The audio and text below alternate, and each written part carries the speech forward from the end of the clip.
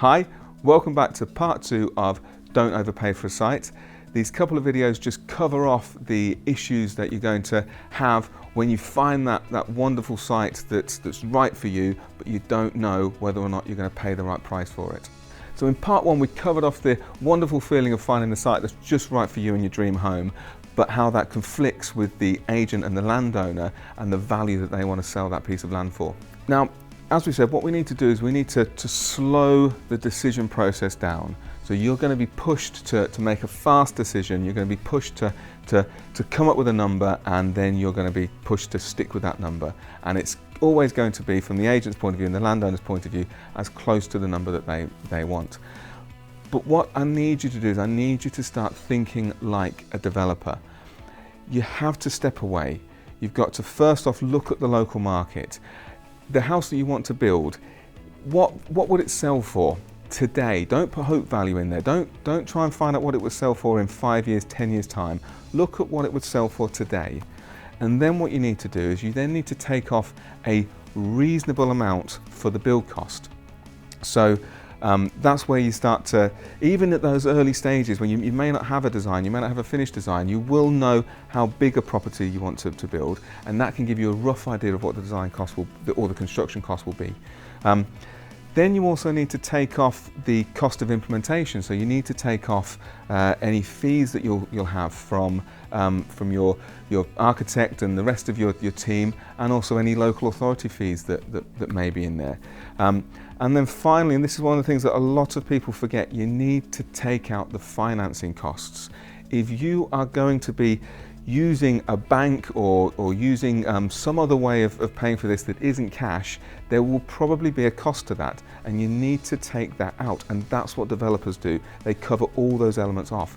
And once you've done that, you then get the actual value of the site. So once you've got the value of the site, once you know the true value of the site, that's when you get to control your feelings, and you get to say, well, all right, if this site is actually only worth £200,000 and the vendor is asking £300,000 for it, I now know I can now take control of my heart decisions between that 200,000 point and that 300,000 point, and I can decide whether or not making my heart happy, putting my dream home here, is worth the extra £100,000. And that's a conscious decision I'm making, and it's a conscious decision that I can then budget for. And when people overpay for sites, that's the problem. They don't budget for these decisions that they're making, and then they become unstuck further down the line, particularly if finance is involved. I don't want you to learn the hard way. I don't want you to be in a situation where you run out of money halfway through the build. It's awful. I've seen it happen. It's just heartbreaking.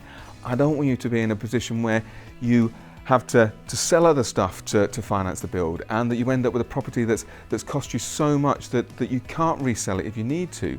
And I don't want you to be in a position where the project drags out because the lack of money or because of overpaying for things starts to slow down how finance can come through to your contractor. And I really, really don't want you to be in a position where you cut corners. You know, this is your dream home, and it starts, getting this right starts right at the beginning with the purchase of a site. What we want that wonderful project that's exciting. We want that, difficult conversations. We're going to have difficult conversations, but we want them to be great conversations that are about, where you want to put your money and how you want to craft this dream home. Not sitting there suddenly realizing, oh, we've overpaid for something, and now we're going to have to start cutting corners moving forward. So this is what I want you to do. When you find that dream site, I want you to slow it down. Think like a developer. Program, plan like a developer. Do it at the early stages. Don't wait till it's too late. Work backwards through the project. Talk to professionals if you need to. That's what a good architect does. A good architect will help you through this. Even before you've got to that design stage, you can have a conversation about land value, and then allow yourself the space to make your own heart decisions. Don't get somebody else, don't have an agent force you into a heart decision that you haven't carefully considered. So that's it. I hope that this has been a helpful two-part video for you. Please, if you've liked what we've done, again, write some comments below. Let us know what we're doing well, let us know what we're doing badly. If there's any other topics that you'd like me to cover off, please say so, and I will do. Please subscribe, tick the little bell so that you get an update when we're putting out new content. Follow us on LinkedIn and Facebook and Instagram. My name's Neil Scroxton, and this has been part 2 of Don't Overpay for a Site.